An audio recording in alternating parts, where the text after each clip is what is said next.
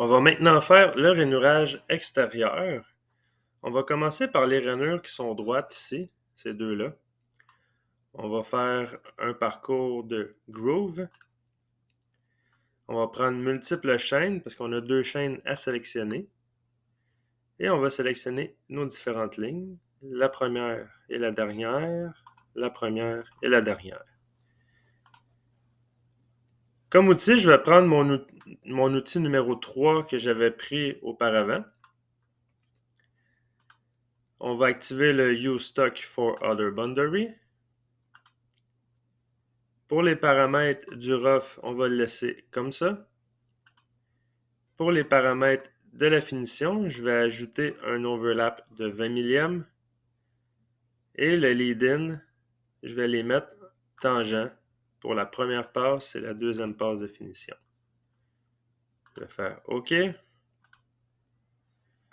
on a notre rainurage avec l'outil à rainurer qui est droit.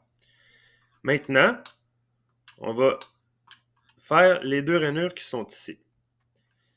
Au fond des rainures, on a des petits rayons. Le plus petit rayon qu'on a, c'est le rayon qui est dans le fond, qui se trouve à être, on peut faire l'analyse du rayon. C'est un rayon de 62 millièmes et demi. Il faut que je m'assure d'avoir un outil à rainurer avec un rayon de 62 millièmes et demi, parce qu'avec un outil à rainurer droit, je ne serais pas capable de faire le rayon qui est ici. On va aller resélectionner Groove encore une fois. On va prendre multiples chaînes. On va sélectionner à partir du chanfrein, le début et la fin, c'est le chanfrein à la fin, comme ça ici. Je vais faire la même chose pour l'autre. Le chanfrein, je vais changer la direction et je vais sélectionner le dernier chanfrein. Quand ça c'est fait, on va devoir prendre un outil qu'on va modifier. Fait qu'on peut prendre, par exemple, on va prendre lui ici. On va cliquer à droite, on va faire Edit Tool.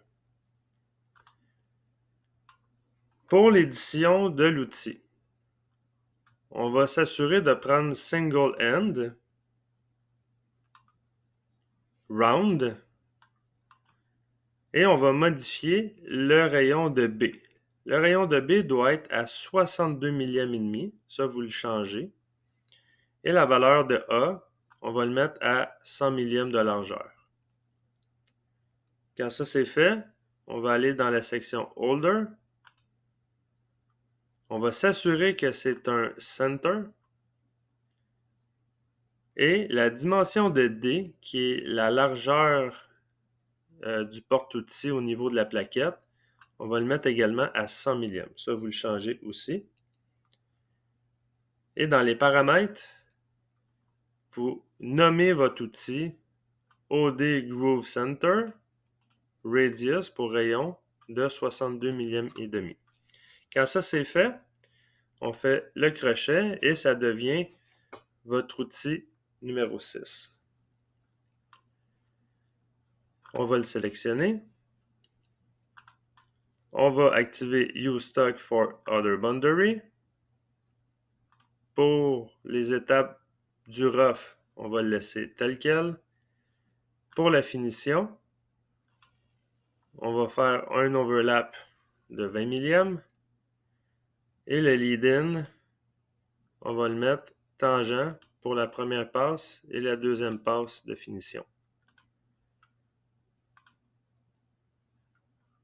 Et on voit le rainurage en question.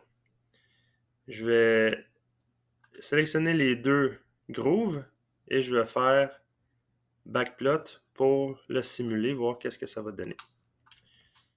Je vais aller dans mes rainures droites. L'outil s'en vient, comme ça ici. Parfait. Là, il va faire un changement d'outil par la suite. Il va dégrossir.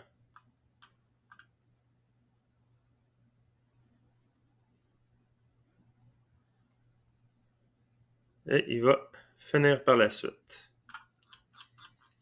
Alors voilà pour nos rainures extérieures.